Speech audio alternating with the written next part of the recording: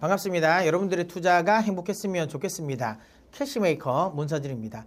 자, 올해 관심을 가져야 할 핵심 키워드 그 네 번째 시간 이 엔터테인먼트와 관련된 핵심 수혜주 분석해 보도록 하겠습니다. 뭐 앞에 제가 그 나머지 또 세 섹터에 대한 분석이 있으니까 그 앞전 영상 혹시라도 못 보셨으면 그것도 보고 오시고요. 자, 오늘 이 엔터테인먼트 같은 경우는 생각보다 영상이 길이가 제가 지금 얼마 나올지 모르겠는데요. 굉장히 짧을 거예요. 왜냐하면 앞서 분석했던 산업에 대비해서는 조금 더 분석이 깔끔합니다. 자, 일단 핵심 투자 포인트를 우리가 보면 저는 뭐 명확히 이거라고 봐요. 이게 핵심. 그러니까 지금 트럼프가 시장에서 트럼프 2기 정부의 가장 좀 불안감을 가지는 요인이 보편적 관세지 않습니까? 야, 관세 때릴 거야. 이건데 그 보편적, 그러니까 이 트럼프의 보호무역주의에서 어찌 보면 안전지대가 될 수 있는 섹터라고 보시면 될 것 같아요. 이게 무슨 말이냐? 뭐 다른 일반적인 산업 같은 경우는 특히 뭐 재화를 수출하고 하는 이런 산업 같은 경우는 직접적인 뭐 재화가 있다 보니까 거기에 대한 규제가 나올 수 있죠.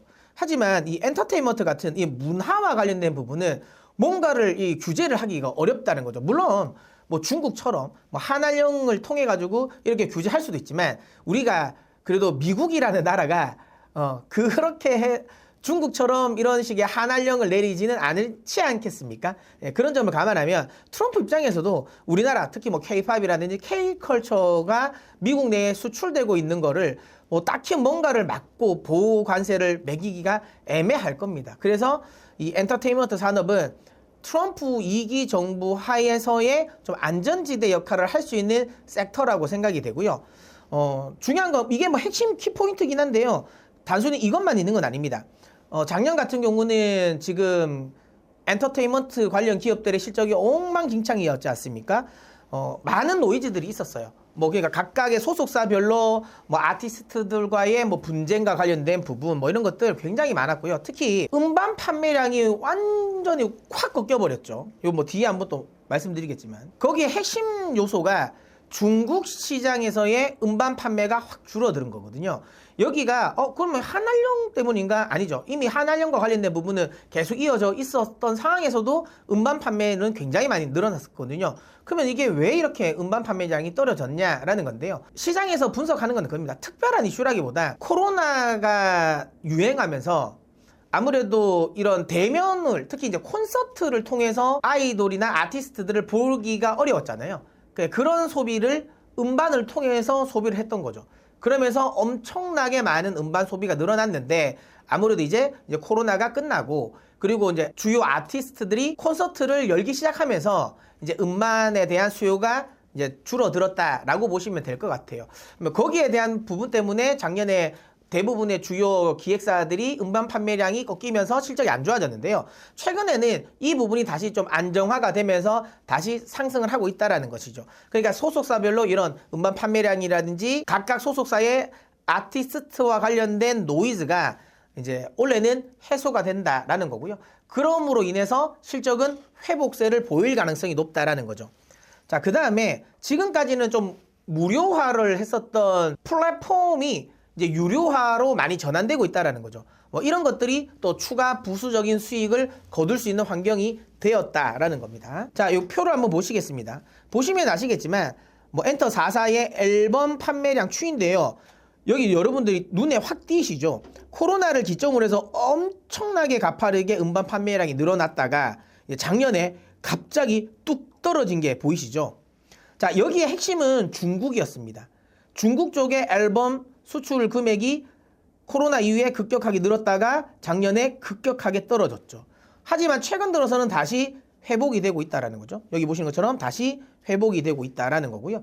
그리고 지금까지는 우리나라 아이돌들의 주요 매출처가 일본이었던 반면에 최근에는 미국 쪽에서의 앨범 판매량이 늘어나고 있죠. 그러다 보니까 이제 어느 특정 지역에 한정돼 있지 않다라는 거죠.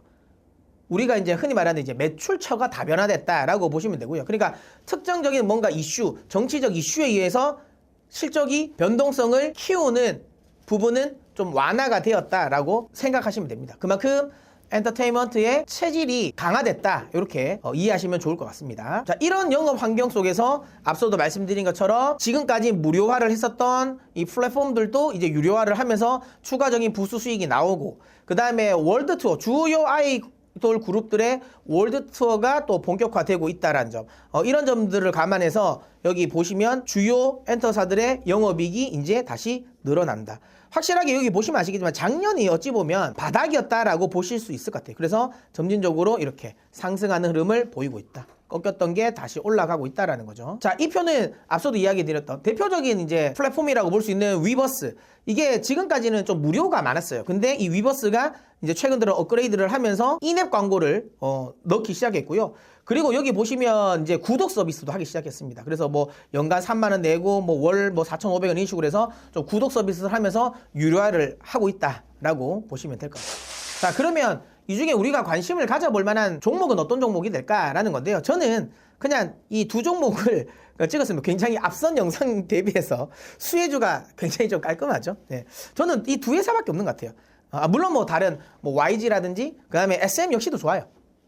나쁘다는 말은 아니고요. 제 기준에서는 그래도 이 회사가 가장 퍼포먼스가 강하지 않을까라고 생각을 하고요. 일단 하이브 같은 경우는 이제 뉴진스 노이즈는 해소됐다라고 보면 될 것 같아요. 아시겠지만 지금 뉴진스의 전체, 그러니까 뉴진스 그룹이 만들어낸 전체 매출과 지금 제이홉이 제대를 하고 나서 이제 혼자 단독 투어를 하고 있잖아요. 그러니까 제이홉 혼자 내고 있는 매출이랑 비슷해요.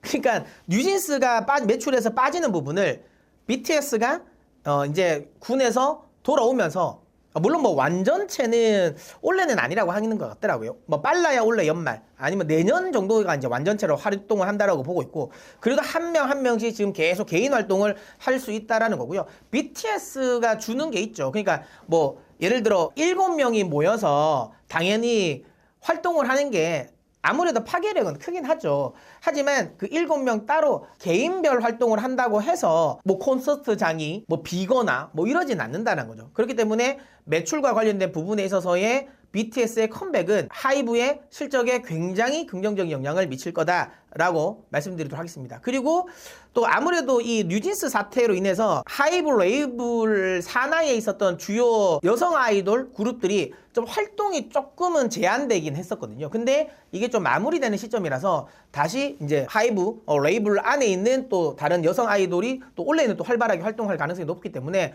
매출과 관련된 부분에 있어서의 또 기대감은 크다라고 보고요. 그 다음에 이제 JYP 같은 경우도 뭐 가장 어찌 보면 안정적인 회사지 않습니까? 스트레이키즈라든지 그 다음에 트와이스가 중심을 돼서 계속 이제 안정적인 수익을 내고 있다라는 거. 그리고 4대 회사 중에서 가장 실적을 빨리 턴어라운드 시켰어요. 그런 점을 감안했을 때도 확실하게 실적 상승, 실적 증가분은 JYP가 이 4대 회사들 중에서는 가장 독보적인 흐름을 또 보일 거라고 예상되기 때문에 JYP까지는 한번 관심을 두고 보셨으면 좋겠습니다. 네, 이렇게 해서 오늘 영상 마무리하도록 하겠습니다. 오늘 영상이 마음에 드셨다면 구독을 눌러 캐시메이커의 메이커가 되어 주십시오. 여러분들이 선택하시면 캐시는 제가 벌어다 드리도록 하겠습니다.